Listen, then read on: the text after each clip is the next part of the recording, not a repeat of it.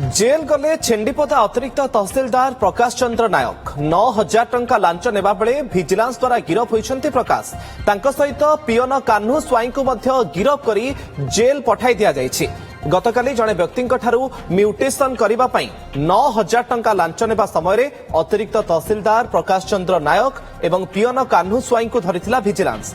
अतिरिक्त तहसिलदार घर नगद 3 लाख टंका जबत होइथिला। एते नगद टंका केउठु आनिले तार स्पष्ट उत्तर से देई पारि नथिले।